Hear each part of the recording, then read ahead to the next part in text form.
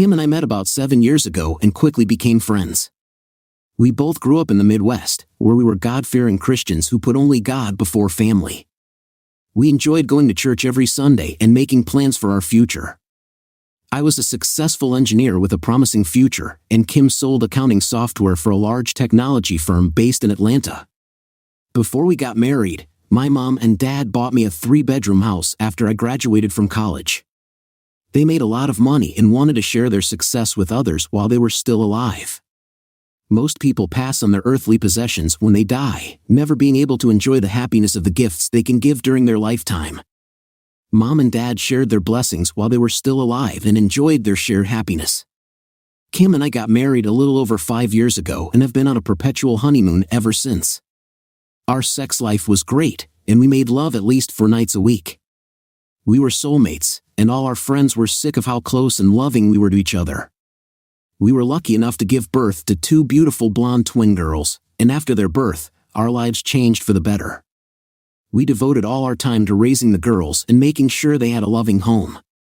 We had a lifestyle that others might consider boring. We ate at home most evenings, went out on Friday and Saturday nights, and went to church on Sunday. We were not interested in social life and fashion like other people our age. Kim wore conservative clothes at work and at home and indulged in anything sexual for my eyes only in her bedroom.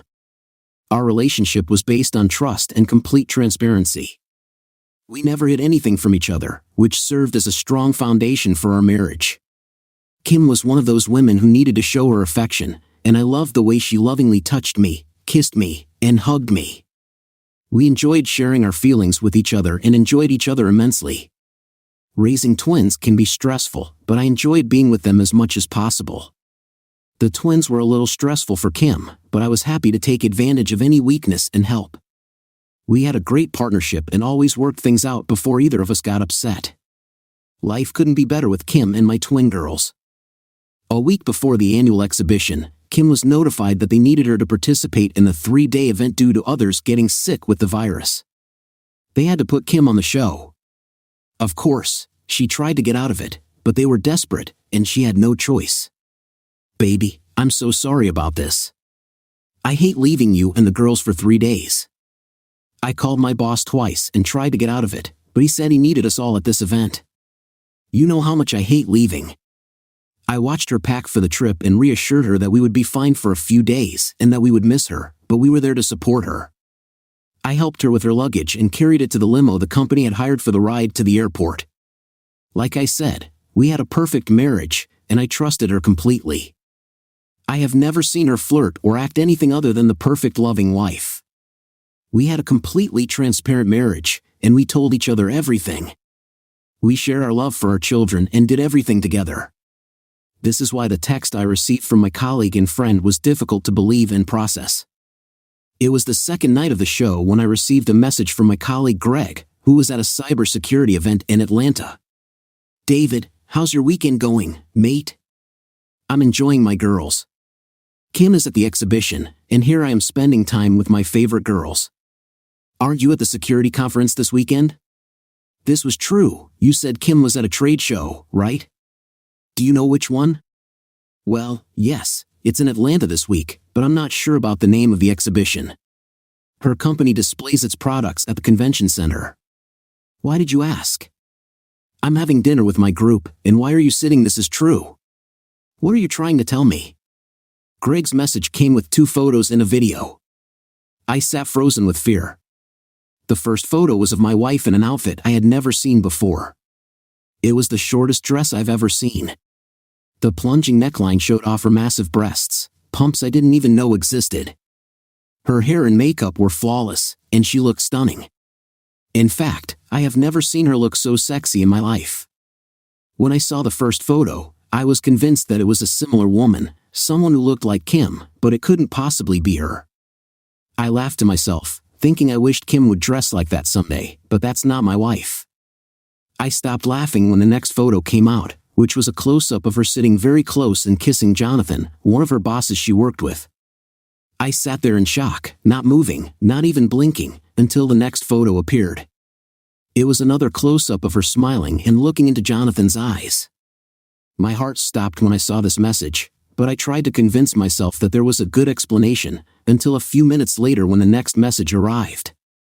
It was a short video of my wife kissing Jonathan with her arms around his neck and his hand on her right breast.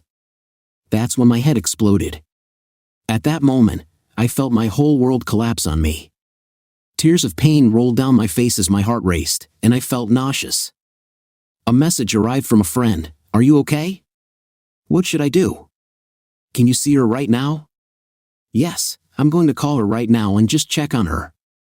I dialed her number and heard the phone ring several times before it went to voicemail. I left her a message saying we missed her and just wanted to talk to make sure she had a good night. I called Greg. I just called her. "What did she do, David?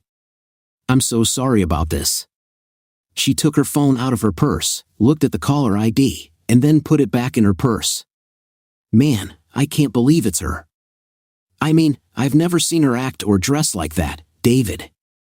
I never realized how hot your wife was. Sorry, that's not what I meant. It's okay, Greg. Thank you for sharing this with me and not hiding it from me. You are a good friend. I'll figure it out, and you don't need to interfere. If possible, do not show your face to her. Let me know if anything else happens, but don't waste any more time following her. Then I'll figure it out myself. My friend, are you going to be okay? No, I'm far from it. But I know what I have to do, and I'll take care of it. I'm still in shock, and it will take me a while to understand everything, but you know I will. Thanks again. My pleasure. I love you, buddy. I'm here for you. Take care of yourself, Greg. Thanks again. I poured myself something stronger and sat in the dark living room, trying to understand how my world had collapsed in less than 20 minutes. I never had any idea there was a problem in our relationship. How long has this been going on? Was I really that stupid and didn't recognize the signs? No, she never gave me any reason to think that way. In fact, over the past 6 months, she has become more loving than ever. Our sex life doubled in intensity, and our relationship became stronger. It didn't make any sense, and I couldn't understand any of it. Over the next hour, Greg sent more photos and videos. There was a short video of him dancing with his hand on her ass, another short video of them kissing on the dance floor, and another photo of them kissing deeply in private on a deserted dance floor.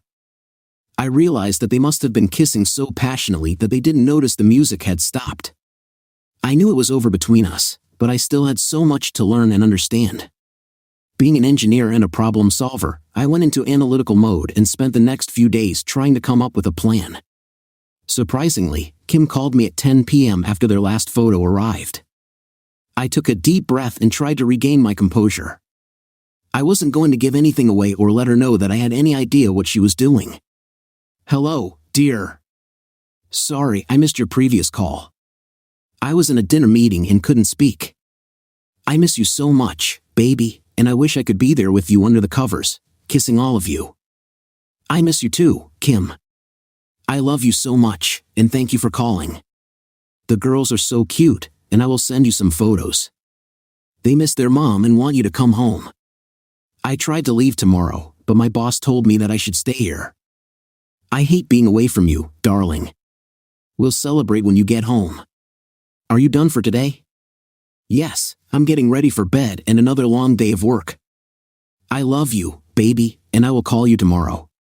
Good night, Kim. I love you more than you can imagine.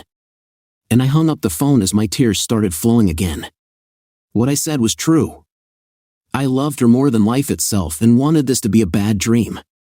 It was already past midnight when I was lying in bed and could not sleep. I wondered if she was really in her hotel room and what she was doing. My question was answered when I received another message from Greg. It was a photo of my wife, Kim, and Jonathan on a sofa in what looked like a hotel lobby. It was a photo of them kissing, his hand was tucked under her short skirt, and her arms were wrapped around his neck. They looked like two newlyweds sharing their love in public, so to speak. And one last thing, buddy. I'm done for today, but it looks like she'll be busy. Let me know if you want me to stop. I can break it off quite easily right now. It's hard to see, but thank you for these photos. No, let her go. It's all her fault, and you don't need to get involved. Let it go. Thanks again. I cried until I fell asleep, knowing that the love of my life had betrayed me, our marriage vows, and our girls. Sleep finally took away the pain and tears until I woke up the next morning. There were several loving messages from Kim with hearts, kisses, and emojis. She confessed her love and said how much she missed me and the girls. She told me to get ready for a wild night of sex when she returned. She acted so sweet and loving, as if nothing had happened. I started to wonder if maybe she had a dissociative disorder and didn't know what she was doing. Maybe she was drugged with something. I searched for answers but realized I had to face the facts and plan ahead. She was due home in a few days, and I needed to deal with all of this. We talked several times a day, and everything was fine. She kept telling me how much she missed all of us and wanted to go home. I wasn't sure what angered me more. Was it because she cheated and was with another man, or was it because she cheated and lied? She took me for a fool, and it hurt as much as seeing her kiss Jonathan after Greg's messages and the revelation that my wife had made me her cuckold. I took action. Since I was the tech guru in the family, I added some software to her phone that allowed me to find the phone if it ever got lost. Of course, I bought the latest software on the market and installed it. I even explained to Kim how to use it. This software package also included a voice recorder for recording voice, text, and email with automatic upload to the cloud if activated. Let me be clear, I didn't install this software on my phone to spy on her, but it turned out to be useful. Before last night, I would never have thought to look into any of her personal belongings, but after last night, my trust will never be the same.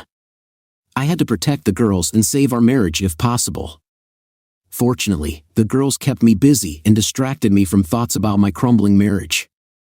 Making breakfast, cleaning up after them, and playing with dolls with them was something I loved and cherished. I'm not sure if you've ever had to take care of 3-year-old twins, but let me tell you, it's quite a workout. It was 2 p.m., and I finally got the girls to take their afternoon nap. I showered and cleaned up the house before sitting down at the table to catch up. Kim sent me 6 more loving messages and said she would call me at 5 p.m. after they were done for the day. After reading them, I accessed the cloud from my laptop, logged into her account, and looked at everything that had been downloaded since I activated the recording spyware. I sat in shock as I read the messages being sent to Jonathan. Here are a few of them. You were amazing last night, baby. I can't wait to be together again tonight. Thank you, kitten. I liked it too. Can we go back to my room after we finish before dinner? Absolutely, but I need to call my husband before we go. I should be ready by 5:15. Does hubby have any idea about us? Of course not. He knows I love him, and I'll make sure he keeps thinking that. What we do is something he never needs to know about. We've kept it a secret for over 6 months, and he has no idea. I know how to handle him. Don't worry. I had to stop reading because my anger was becoming all-consuming. Kitty? Did he call her kitten? That's what I called her when we had sex and made love. Did she give him that too? Was I really that stupid and had no idea? What kind of fool was I? I dropped my laptop on a chair, jumped up, and screamed. I grabbed the lamp from the table and threw it forcefully into the wall, breaking it into 1,000 pieces. The anger I had learned to control now took over. I was about to break another lamp when I heard the girls crying. The crying brought me back to consciousness, and I immediately regained control of myself. I went into the bedroom and held both girls in my arms until they stopped crying and calmed down. I let them play in the living room while I sat down on a chair with another strong drink after cleaning up all the glass following my temper tantrum. In my opinion, the marriage is over, and it's time to take action. I didn't have the willpower to listen to their conversations anymore or look at any of the other downloaded files, so I just let them accumulate in the cloud. I decided the best course of action was to play along with Kim, just like she played with me. I intended to act like a loving husband when I formulated my plan of action. My immediate plan was to contact a divorce lawyer, a private investigator, and figure out a way to maintain custody of the girls. Girls were my main concern and the only thing that mattered to me in this world. Hi, baby, how are the girls doing? They missed their mommy. Oh, my God, they are all I think about all day long, and of course, you too. I can't wait to hug you when I get home. I'm going to give you the warmest kiss you've ever received. I played along. "Oh, baby, I think about you all day, and I can't wait to hug my loving, sexy wife soon. Baby, we'll be together again somehow." I held it together, and the call lasted exactly 15 minutes. At 5:15, she ended the call and said, "I love you, David. I need to go now, the bus leaves back to the hotel, and I need to leave. I'll write to you later. I love you." Another easy-to-tell lie. She was definitely good at it. "I love you too, baby, more than you'll ever know." The pain of her lies and deceit has now been replaced by contempt, anger, and rang. I was going to destroy this woman and make her pay for her lies and deceit. I truly love this woman with all my heart, and it was the hardest thing I have ever had to do. I met her at the airport, and she hugged me and kissed me just like she promised. Either she was a better actress or she really loved me that much. Was she just using Jonathan for sex? I continued to be confused by her antics. She spent an hour with the girls and enjoyed being with them. That night in bed, she was overly affectionate and repeatedly told me how much she missed me and the girls, and she hated that she was away from us for so long. She said that all she thought about was being with me like this, now, in bed, holding each other. She was gentle, loving, and completely different from the woman who was at the fair. I was loving too, and I really enjoyed being with her that way. It felt good, and I wanted it to be real because being with her is how I wanted to spend my life. But I knew it would all be over soon. I never let her know what I learned, and I gave her my love and satisfied her every night. Anyone who saw us would think we had the most amazing relationship and would be jealous of our love for each other. This went on for 3 months, and I tried to look for any signs of an affair, but there was nothing to point to. She returned home from work at the same time every evening, no unusual phone calls or text messages. I even thought that maybe it was all a mistake and everything would work out. Mr. Bryce, a private investigator, called me and made an appointment for the next day. I drove downtown to their office and sat in their conference room. "Good afternoon, David. Good to see you again." "It's good to see you, Mr. Bryce." "David, I wish I had nothing to report, and I wish I could tell you that you were wrong, but unfortunately, I have bad news. Are you ready to see our investigation?" I sighed and said yes. I hoped for the best, but I also knew what was going on between Kim and Jonathan. Mr. Bryce produced a thick leather 3-ring binder and placed it in front of me. There were several sections with tabs labeled text messages, voice transcripts, video calls, phone call transcripts, and photos. "Mr. Bryce, before we reveal this, I am very confused because for the past 3 months, I have been closely monitoring her movements and schedule, and there is nothing unusual. She was the perfect wife and lover, and nothing makes sense. Well, let me walk you through this and see if anything clears up." I stopped looking at cloud files because my heart couldn't handle the texting and prayed for the best. Of course, this was not meant to be. There were more than 75 pages of text messages, 25 pages of emails, 75 pages of time-stamped photos of them going in and out of hotel rooms together. There were over 82 video calls and 50 pages of phone conversations. Kim and Jonathan have been visiting this motel at least 4 times a week for the past 3 months. You can see their photos every day at 1 p.m.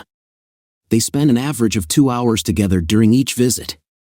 It seems that for the past month, there have been 2 men who have been visiting your wife 4 times a week. Do you recognize this man? Oh my God, is this Jason Sinclair? Is he the CEO of her company? Are you saying she's cheating on me with 2 guys, and one of them is the CEO? Sorry to have to tell you this, but based on text messages, phone calls, and videos, he is clearly having a sexual relationship with your wife. The video call labeled balcony actually captured him making love to your wife as she leaned over the railing. I think they felt untouchable and didn't realize they were being filmed. Our 8K video captured close-ups of their faces, and our audio captured them as well. He played the video on the 80-inch display. There was Kim, my wife, leaning over the railing with her CEO standing behind her. I felt numb. I had to leave the room for a few minutes to recover. I went back to the conference room and forced them to continue because now I wanted to see what she was doing.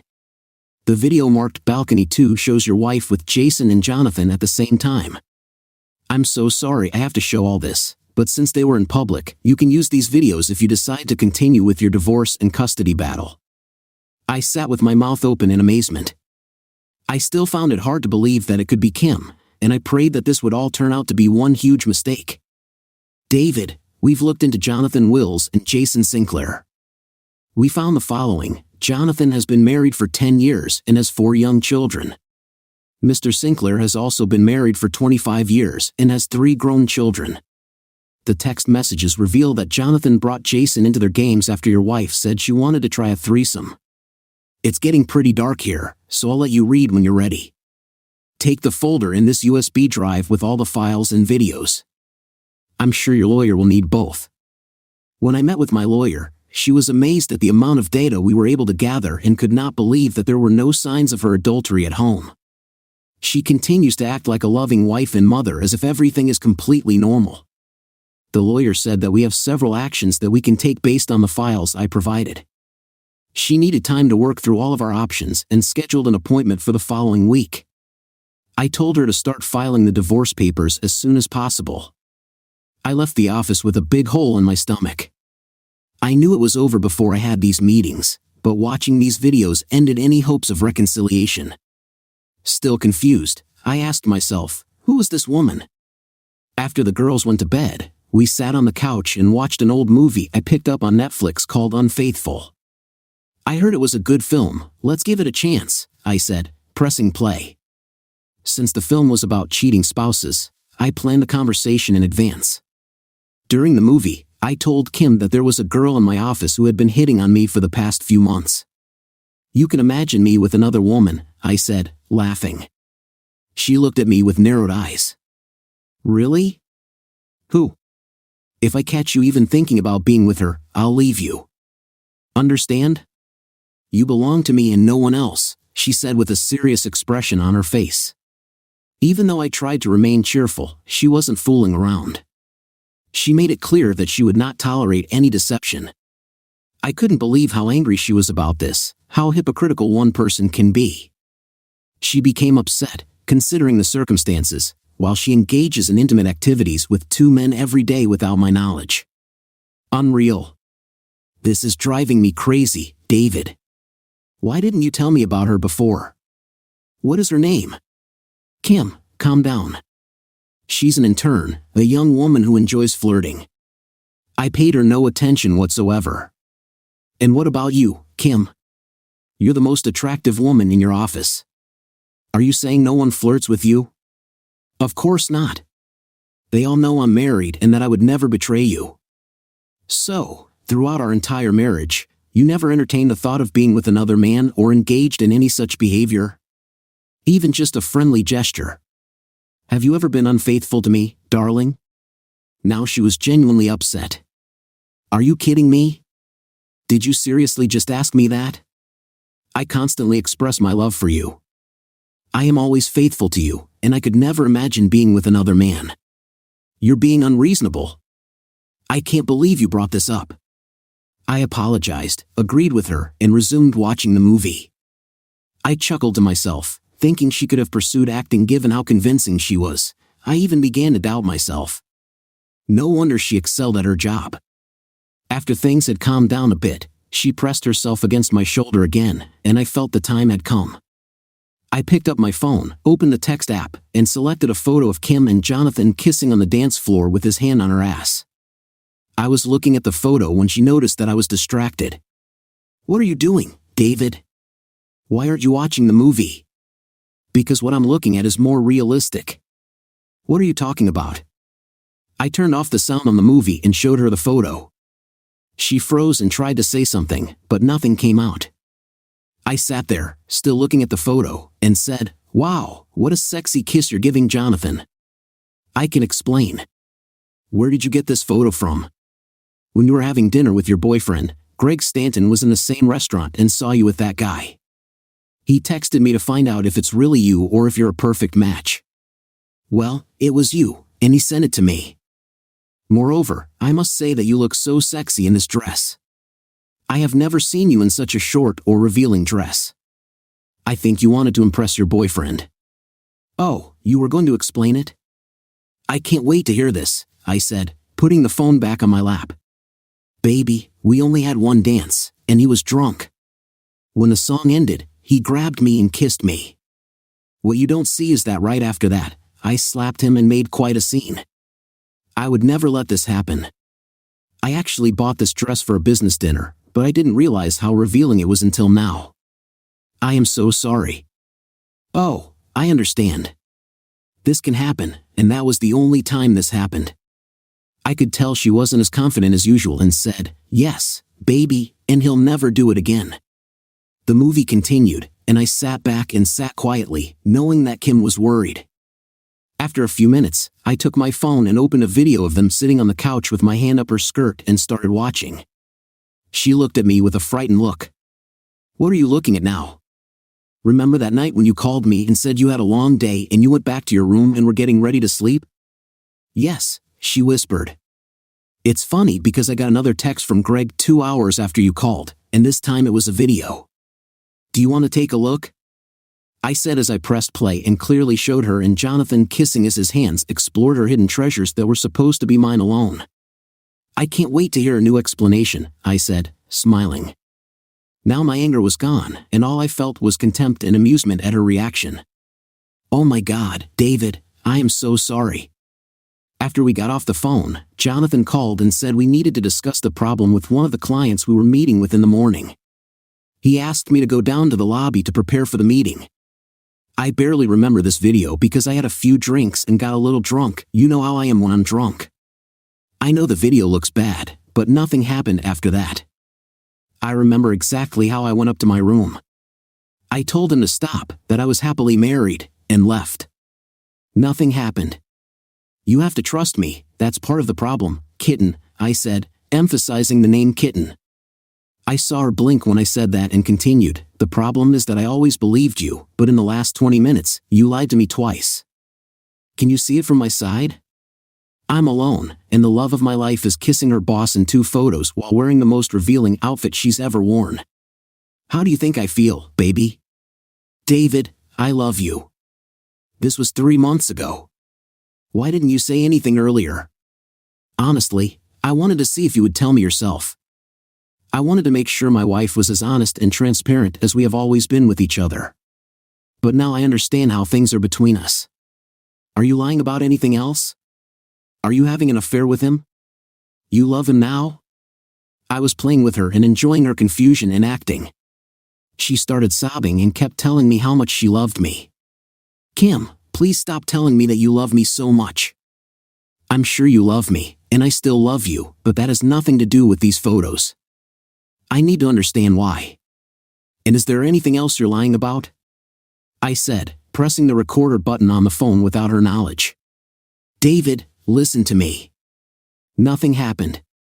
Yes, I think I kissed him, like you saw, but that was it, and every time I told him to stop. I'm not sure what Greg saw or told you, but you have to believe me, okay? Stop crying, baby, I believe you. However, I am confused by the way you were dressed. I mean, you never wear anything like that for me, and you never do your hair and makeup like that either. Did you do this for him? You haven't answered my question. Do you love him? Do you want to leave me for him? Kim, please, I need to know the truth, the sobs resumed. No, David, I love only you. I never want to lose you. Nothing happened, and I don't know why I dressed like that. This is so unlike me.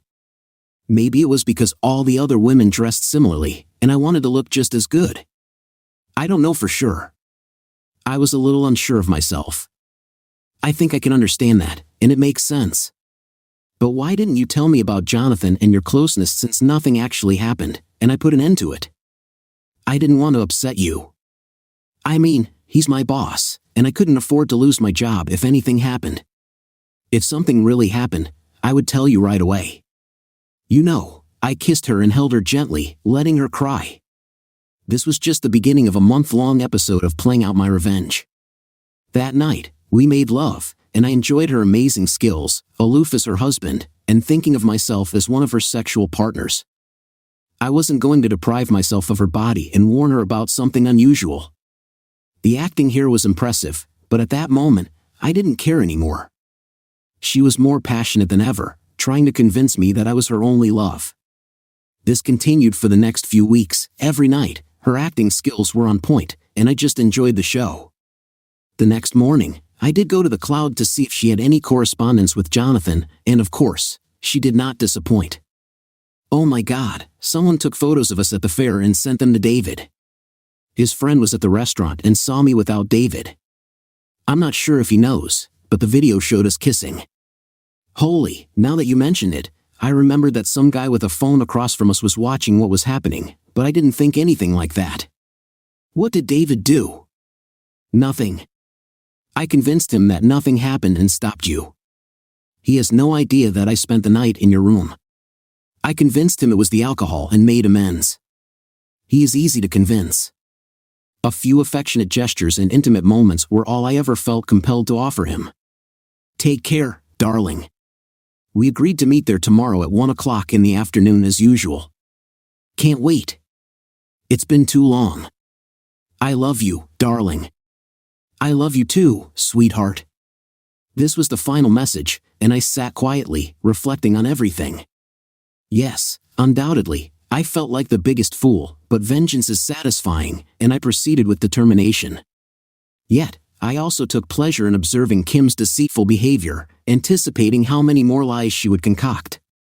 My initial action was to manage my financial affairs, transferring funds, closing accounts, and so forth. I left my primary Visa card active but reduced the limit to $2,500 to minimize potential harm. Kim remained unaware of my discontent, presuming I wouldn't make any changes.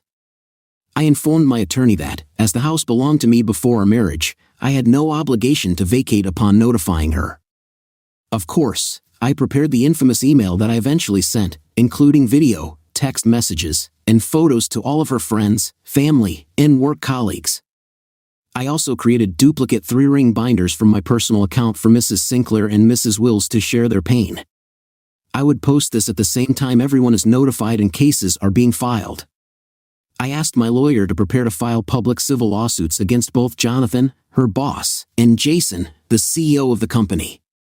Since the company was one of the largest technology companies on the East Coast, my lawyer was thrilled to have the CEO involved. We were going to make them a settlement offer before going public with how the CEO and managers were sexually harassing their employees. We worked with Child Guardian Services attorneys to obtain full custody of the children and prepared the documents, file, and binder for the investigation. Over the next few weeks, everything seemed normal. We loved children and spent time together every day as usual. We went to dinner and discussed everything, avoiding the big elephant in the room. I'm sure my silence on the matter drove her crazy. Not knowing what I was thinking must have been exhausting. I decided to have some more fun with Kim and asked a few questions. So, Kim, did your boss take any steps against you after the fair? Do you want to tell me something? From her conversations with Jonathan, I knew that they still met every day at the hotel. I wasn't sure how she could control herself and lie so easily. It was funny to watch her reaction, and now I could even tell when she was going to lie. She calmly answered, "No, nothing at all." It's weird because we both act like nothing happened, and it's true, nothing actually happened. He was a total professional, and we rarely even talk because we are so busy with our projects. I just sat there with a cheeky smile, still amazed that the mother of my children and the love of my life could lie to me so easily. That night, I released the last of the anger that was still bubbling inside my body. I challenged her and took full advantage of her that night. "Oh my God, David, what came over you? You are a wild man today. I have never seen you so rude and unbridled." I liked it. What a nightmare, I thought. I knew this would be the last time before all this came out tomorrow, and I was going to take as much as I could from my soon-to-be ex-wife. That afternoon, the sheriff walked into the offices of Tricom International and demanded to see Mr. Sinclair. A few moments later, Sheriff Clark entered Sinclair's office and handed him an envelope. "Mr. Sinclair, you have been notified." A second later, he was alone in his large office holding an envelope in his hands, and fear took over his entire body. After he read the complaint for the third time, he immediately told his secretary to invite Jason to his office. While his secretary was calling, Jason had just been served his complaint from the same sheriff. He hurried into Sinclair's office, and they both stood there, shocked and confused. What the hell? How did this happen, Jason? If my wife finds out about this, I will be ruined. It is your fault. You told me this would never leave us. You fix this, Jason, or I swear I will destroy you and your family. You understand?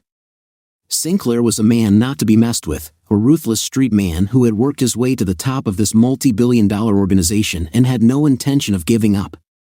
Jonathan ran out of his office and waited for the elevator to go down to the 12th floor and talk to Kim. As he walked down the hallway toward Kim's office, he saw the sheriff coming in the opposite direction and realized that he was coming from Kim's direction. He ran into her office and saw her sitting at her desk with tears streaming down her face. She cried uncontrollably and could not speak. David had just destroyed her world just like she had destroyed his months ago. It took her over an hour to calm down enough to be able to speak, and even then, she could barely string a sentence together. Kim, what the hell happened? How did he know about all of us? What do you mean? I was just served with divorce papers.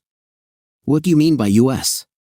Sinclair and I have also been prosecuted and are facing a civil lawsuit for what happened. We're not sure what evidence he possesses, but it's likely more substantial than the 2 images you've seen. You have to persuade David to relent, otherwise, Sinclair will ruin us and my family. Oh my goodness, this is terrible. It's awful. You need to go to him and make him see reason. Do whatever it takes to halt this. Go home and address this situation. Call me tonight if possible and update me on the situation. Kim packed her belongings, trembling still, and drove home. The man she adored, her husband and the father of her children, was planning to divorce her. She didn't desire a divorce and genuinely loved David. However, she found herself unable to resist the allure of sexual excitement. She had to convince David that losing him over this would be unbearable. She returned to an empty house. The girls were at David's sister's house as they were every afternoon while they both worked. She called David's sister and asked if she could leave the children overnight. She didn't ask why, but of course, Katie was happy to have the girls over for the night. Kim took a shower, fixed her hair and makeup, and waited for David to return from work. At 6 o'clock, she heard the garage door open and nervously waited for him to enter the house. Hi, Kim. I didn't expect to see you tonight. I assumed you'd be with Jonathan. Oh wait, he's married and has kids. I think this might be awkward. David, please let's talk, she said, taking his hand and sitting him down next to her on the sofa. She looked surprisingly put together and much nicer than usual when he met her. He expected this and continued to play the game. David, as you already know, I was notified today. But do you understand that I don't want a divorce? I need you, and I love you. I won't sign these papers. Jonathan means nothing to me. Yes, we had sex, but it was not love. I just needed it, and I'm so sorry. I'll never do this again, I promise. Oh, do you promise? I think I can trust you now. So yeah, I'll just forget everything, and we can go back to normal, he said with a loving smile. Kim grabbed him and kissed him. Thank you, baby. I love you so much. I'm glad that you forgive me and understand. I will never lie to you again. This was a surprise. He was sure that she understood that he was being sarcastic. He pulled back and pushed her away. You're crazy, woman. I can never trust you again after all your lies and deceit. There is nothing left. I gave you so many chances, but you continue to lie, fool me, and ruin our lives. I know all about your daily hotel lunch meetings with your bosses. Did you really think that I would take you back after what you did? Have you ever thought about the harm you were doing to girls? There's no way I can close my eyes to this. But you have to. And why are you going after Sinclair and Jonathan? Well, your buddies are also your CEOs and CEOs of a multi-billion-dollar company. After I leave your ass, I'm going to need money to properly support the girls. And considering they're partly responsible for destroying our marriage and my life, I'm going to destroy them too. I intend to destroy their family, harm them financially, and use them the way they used you. Kim had never heard David talk like that, and she had never seen him so angry and focused. The gravity of the situation finally dawned on her, and she realized that she was no longer in control of the situation or her husband. All she could do now was beg. So, with tears in her eyes, on her knees, she held David's legs and begged for forgiveness. David really felt sorry for her, but his rage overcame this weakness, and he carried her to the sofa. In a soothing voice, David addressed Kim as if she were a child. "Listen to me, Kim. You need to pack your bag and go to your mom's house for a few nights. Find a lawyer, and then we can set up a meeting to discuss everything. In the meantime, a word to the wise. I advise you to stay away from Jason and Jonathan. Things are about to get ugly." Later that evening, at her mom's house, she explained that she and David had gotten into a little fight and needed to be with her for a few days. At 11 p.m. that same day, she called Jonathan on his cell phone. Jonathan asked her to wait and quickly connected Jason with a three-way call. "Jason, are you here? Kim, are you there?" Yes, we are here," Kim responded. Sinclair began the conversation. "So, Kim, did you manage to persuade him to give up the lawsuits and the divorce?" "No, in fact, he kicked me out and warned me to be careful because it could lead to trouble," Kim replied.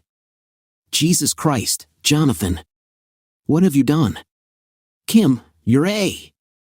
I swear I will have you and Jonathan killed if my family finds out about this. I don't care what you do, but make it stop. I can't do anything. He is out of control and won't listen to anything I say. He doesn't even answer my calls or texts," Kim cried. Sinclair spoke up. "Jonathan, you need to fix this. Make an appointment with David and have him meet us at a bar somewhere. Anything loud and the noisier, the better.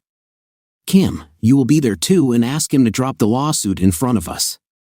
If he says no, then Jonathan and I will explain how harmful it will be for him and his family if he doesn't back down. I have people tasked with fixing things like this, and I won't hesitate to use them to keep this show from turning into complete crap. Jonathan, do you understand what you need to do?" "Yes, Mr. Sinclair." "Kim, you know what you have to do, right?" "Yes, Mr. Sinclair." "Do it and make it happen tomorrow afternoon. We don't have time to waste. Make an appointment tomorrow." Sinclair disappeared. Kim and Jonathan hung up after a few minutes mulling over the situation. That night when David heard the call, he was not surprised by their desperation and made his own plan. As expected, Jonathan called David the next morning and asked for a meeting to discuss a settlement. He said to meet him in the courtyard at 6 p.m. that same day. David agreed, and at 4 p.m., he was in his private investigator's office preparing to meet with Jonathan.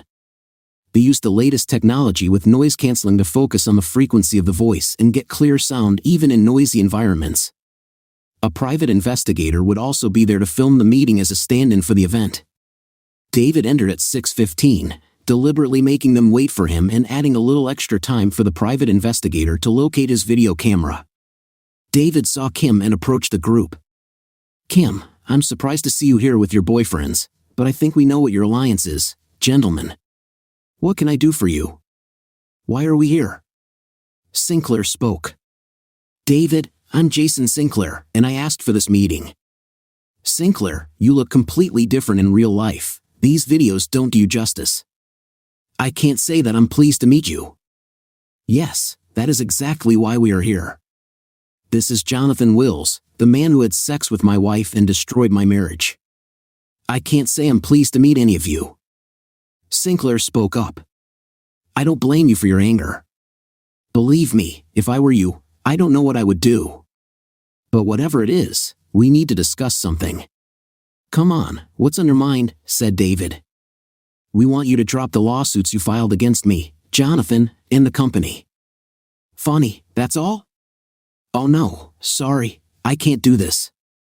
Someone has to pay for taking away the most important thing in my life." Looking at Kim, he added, "The only woman I have ever loved and the mother of my children. I can't imagine life without her." Kim began to cry when she realized how she had destroyed the most important things in her life. "What will it take for you to stop all this and bring Kim back? Name your price." "First of all, there is no amount of money in the world that you could offer me to take her back. She betrayed my love, my trust, and the lives of our children for a party with you two idiots. This will never happen. I will drop the civil and corporate cases under 2 conditions. Number 1, I want $5 million compensation. Number 2, I want to meet both of your wives. And Kim, you fully admit what you did. If you agree to these 2 conditions, I will stop.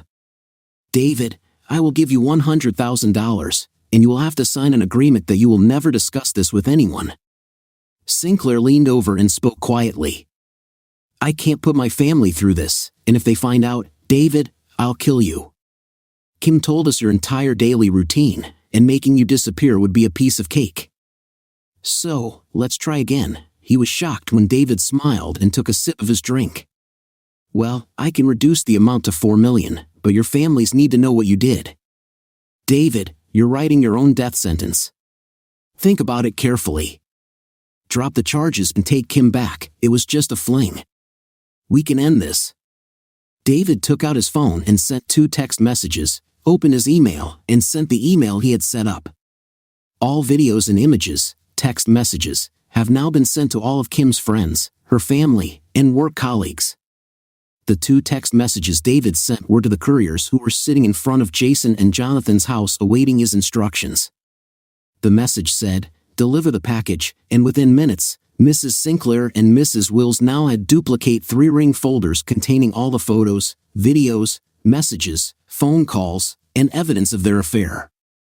Sinclair began to get angry, shouted due to David's inattention. What the David? I'm talking to you. What are you going to say? Will you drop the charges? My answer to you, Jason, Jonathan, and my wife is, go to hell.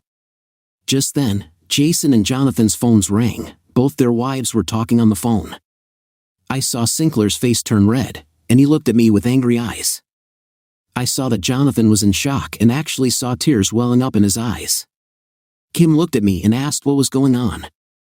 I replied, check your email in a few minutes, and I think you will understand. Sinclair hung up the phone with his wife, pointed his finger at my chest, and shouted, you're dead, David. I'm going to cut your throat and watch you die like a dog. He turned and left the bar. Jonathan looked at me and simply said, why? Why did you do this to me? I was amazed that he asked something so stupid. Really? You used my wife, the love of my life, and the mother of my twin girls every day for the last 6 months and set her up with Sinclair for a threesome, and you're surprised someone would strike back? Everything I sent to your sweet wife was for her benefit so that she would know what a degenerate predator you are and how you have ruined so many lives. Kim's phone started ringing when her sister, brother, aunt called her just a few minutes later. Now, they all watched the videos and photos, and they had a lot of questions. She said she didn't know what they were talking about and then opened her email to see what I had sent her. Her jaw dropped, and she looked at me angrily. How could you do this to me? You've made it too easy, baby. I really love you, but it's over between us. And after I give this audio recording of this meeting to the police and social services, my lawyer is almost convinced that I will get full custody of the girls, and you will be lucky to avoid jail. Sorry, Kitty.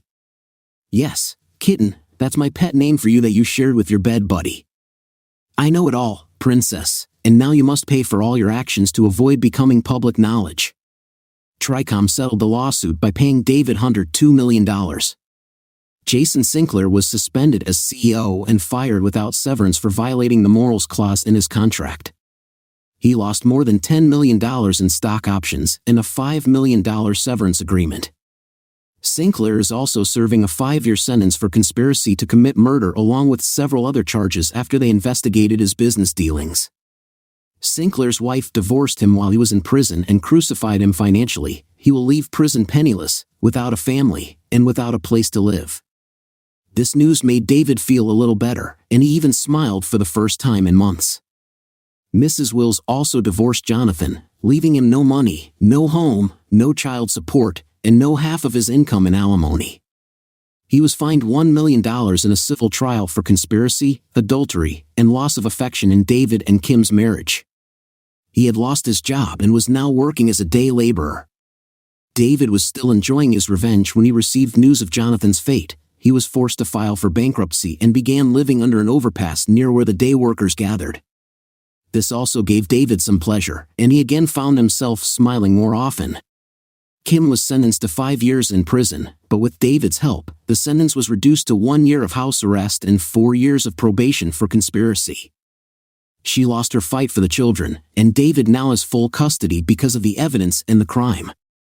She was not successful in her divorce. The house belonged to David, so she had nowhere to live. Before she was fired, she made the same amount as David, so there was no child support. Kim fell into a deep depression and now lives in her mother's basement. The family turned on Kim for what she did, which caused her to lose visitation rights with her children. The email I sent with the video and photos attached revealed a dark side of Kim that no one recognized. This had the desired effect and completely destroyed the Kim family's support network. No one can seem to forgive Kim, including Kim herself. She is on medication due to 3 suicide attempts, and she's been in and out of mental hospitals for the past 6 months, unable to forgive herself for all the lives she helped destroy. David now spends all his time with the girls. Not having to work after the divorce allows him to devote his life to his children. The girls have not seen their mother since the suicide attempt, but they have a strong support group in David's sister and mother. The girls will be fine, and this trauma episode will not have any lasting effects on them. Revenge was sweet, but revenge would never fully heal David's wounds. He still loved Kim and forgave her, but he would never forget her. The girls kept him busy, which prevented him from feeling lonely because of betrayal, lies, and deceit. It will be years before David can love and trust again. It's amazing how little things can have a far-reaching impact on so many people. Be careful.